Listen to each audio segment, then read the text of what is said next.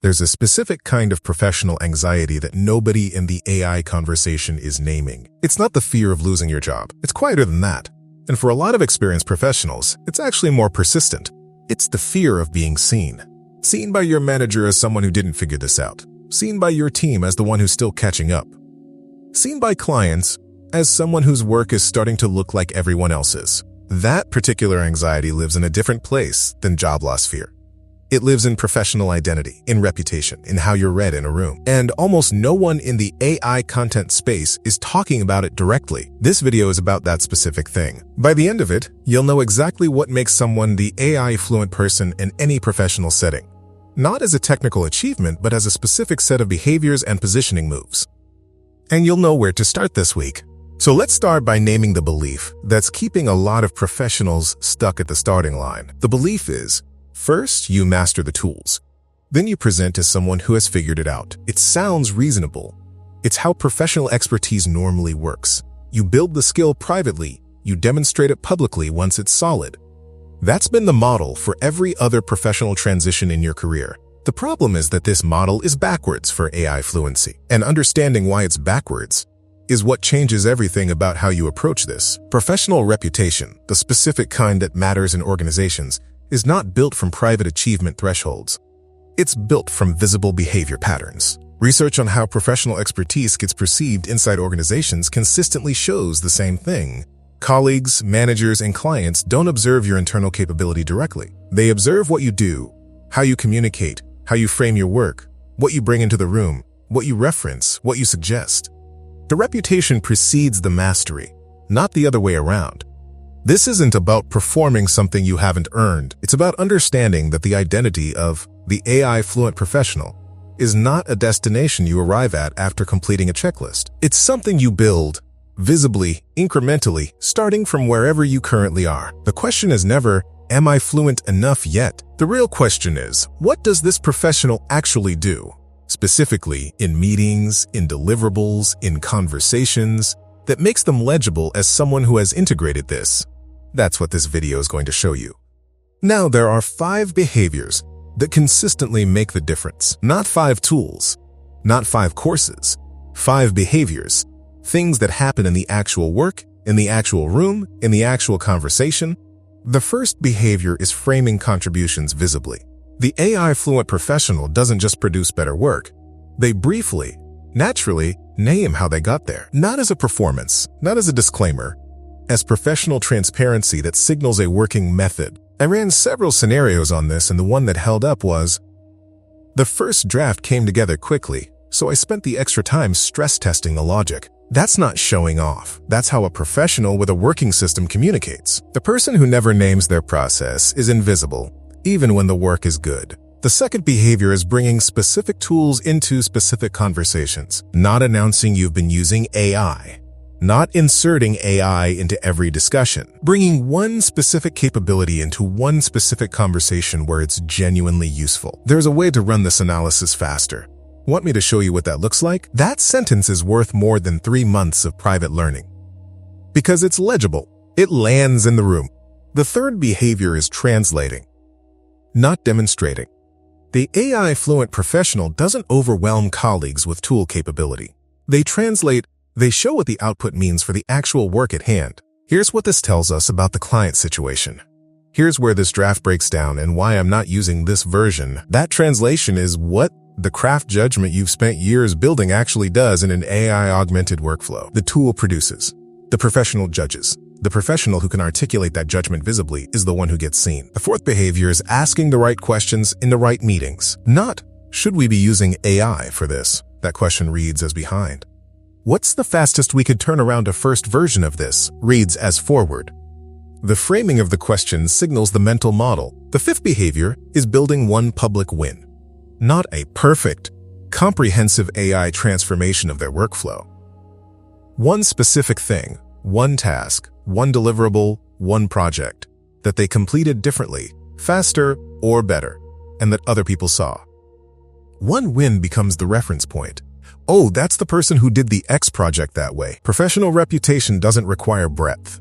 It requires one memorable instance of the thing you want to be known for. These 5 behaviors are not the result of becoming the AI-fluent professional. They are how you become one. But here's where most professionals get stuck. And it's worth naming precisely. The real barrier to claiming this identity isn't technical. It's a belief about deserving. The belief sounds like this: I'm not there yet. If I start presenting as someone who has figured this out, and I get asked something I can't answer, I'll be exposed. I'll have overclaimed something I haven't earned. That fear is real. It's also based on a misunderstanding of how professional identity actually works. Think about the professionals you've watched build strong reputations in your field. Did they wait until they felt like experts before they started acting like ones? Or did they start demonstrating specific capabilities, imperfectly, incrementally, and become the reputation they were building toward? The mechanism runs in one direction. Behavior builds identity. You don't wait to become the person and then act like it. You act in the specific ways, the 5 behaviors, and the identity forms around that consistent pattern. Here's what this actually means for your current situation. You don't need comprehensive AI fluency to start building this reputation. You need enough to do one of the 5 behaviors authentically in one professional context this week.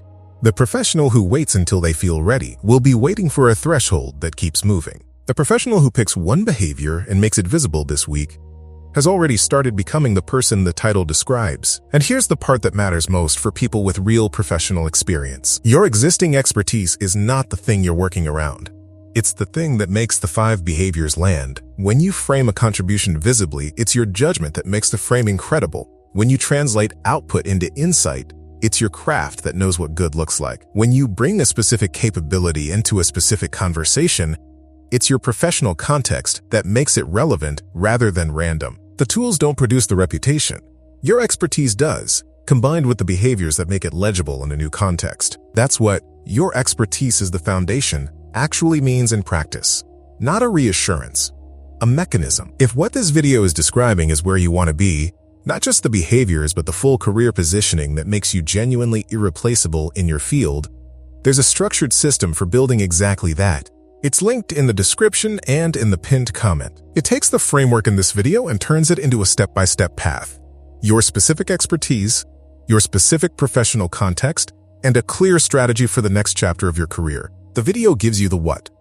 That resource gives you the complete how. Now let's talk about what this looks like in practice. The 5 behaviors are real. The path is real.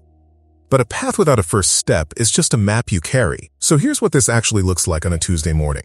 For someone with your background, at the stage you're likely at right now, pick one behavior from the 5. Just one. Not the most impressive one. The most natural one. The one that already fits how you work, with the smallest gap between where you are now and where the behavior starts. If you're someone who already produces strong work, the framing behavior is probably the lowest friction entry point. The next time you share something, a report, a recommendation, a draft, add one sentence about how it came together. I used a few different approaches on this, and the version I'm sharing is the one that held up best under scrutiny. That sentence costs you nothing. It makes your process visible. It plants a signal that you're working with a system, not just producing outputs. If you're someone who's already been experimenting with tools privately, the public win behavior is probably the right place to start. You've already done something differently. You've already seen a result. The step is naming it once, specifically, to one person whose opinion matters. Not a presentation, not a report, a conversation. Hey, I tried something different on that last piece of work. It came together in half the time. Happy to show you what I did. That conversation is the beginning of the reputation, not the end result of it. The beginning. And here's the thing about starting: where you actually are, rather than where you think you should be. The professionals who end up being known as the ones who led their teams through this transition are almost never the ones who waited until they felt fully prepared. They're the ones who picked a behavior that fit their current reality and made it visible, over and over, until the identity caught up with the pattern. That's not a performance.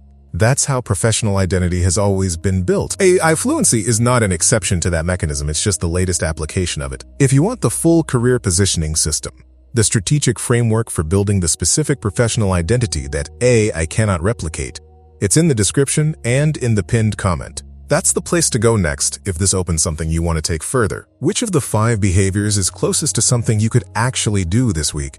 And what's the specific professional context where you'd use it? A year from now, there will be people in your field who went through this transition and came out with something real on the other side. Not because they were more technically advanced, not because they had more time, not because they found a better course or a longer prompt list, because they understood that the professional identity they wanted was not something they would receive when they finally felt ready. It was something they built, one visible behavior at a time, starting from wherever they actually were. You came into this video knowing that AI fluency was becoming a professional currency and feeling uncertain about where you stood in that renegotiation. You leave knowing that the renegotiation is not happening to you. It's something you can participate in actively starting this week with the expertise you already have as your foundation. The 5 behaviors are not someone else's toolkit. They are a translation system for taking what you've already built and making it legible in a context that is new for everyone. You don't have to wait for the version of yourself that has figured out everything. You just have to decide that this week, one thing changes. One behavior becomes visible. One conversation gets framed differently. One person in your professional world sees something they didn't see last month. That's not a dramatic transformation. That's how the professionals who will look back on this period as the moment they built something, rather than the moment something happened to them, actually started. Not with a complete plan, with a first step that fit where they were. You now know what the steps look like. You know which one fits first. What you do with that is yours.